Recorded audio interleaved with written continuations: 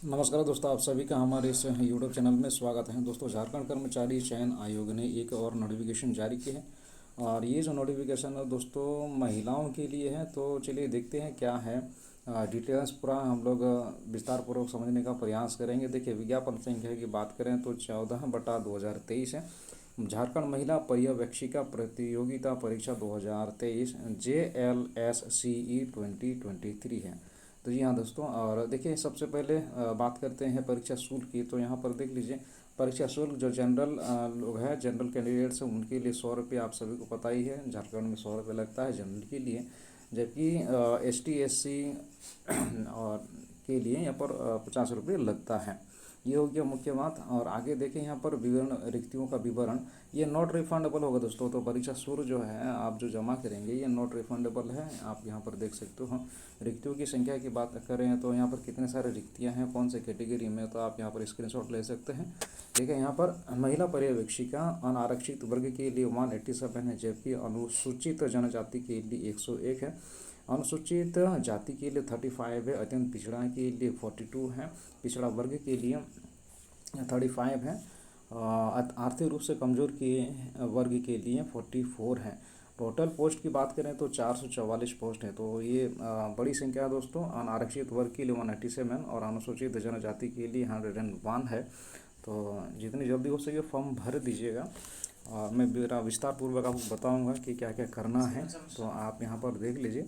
चलिए देखते हैं सैलरी पैकेज की बात करें तो यहाँ पर सैलरी जो है आपको मिलेगी समूह अराजपत्रित। ये जो पोस्ट है दोस्तों महिला पर्यवेक्षिका का समूह अराजपत्रित है।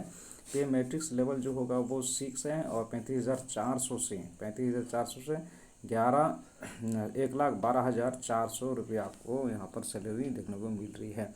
शैक्षणिक योग्यता की बात करें तो न्यूनतम शैक्षणिक योग्यता है मान्यता प्राप्त विश्वविद्यालय संस्थान से समाजशास्त्र, मनोविज्ञान, गृह विज्ञान विषय में स्नातक होना अनिवार्य है। तो यही क्राइटेरिया है।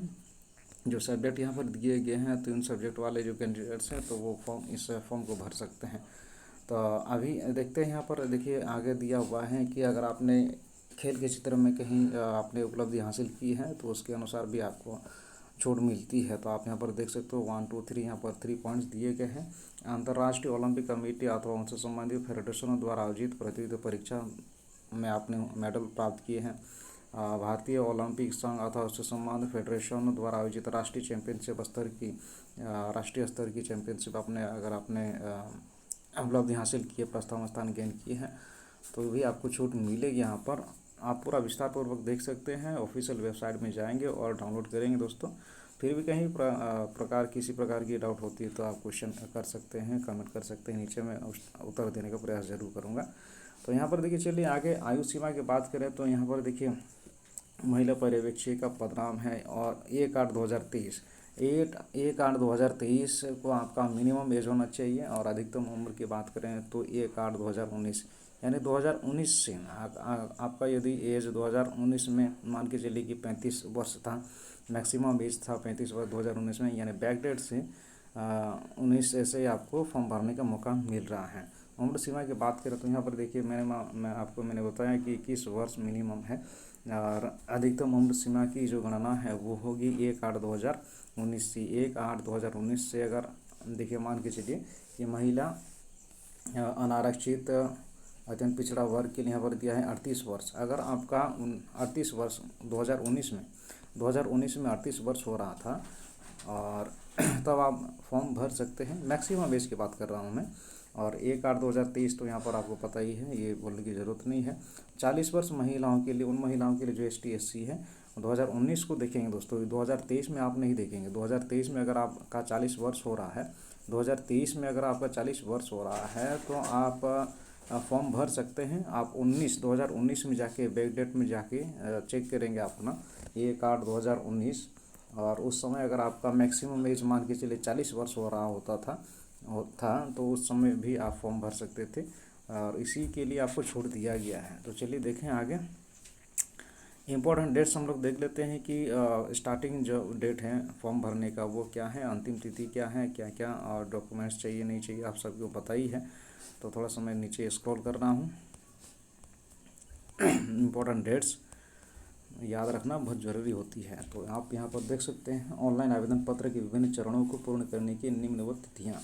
रजिस्ट्रेशन करने तथा सूचना दर्ज करने के लिए 26/9/2023 से 25/10/2023 की मध्य रात्रि तक आप फॉर्म भर सकते हैं, यानी फॉर्म भरना शुरू हो चुका है दोस्तों।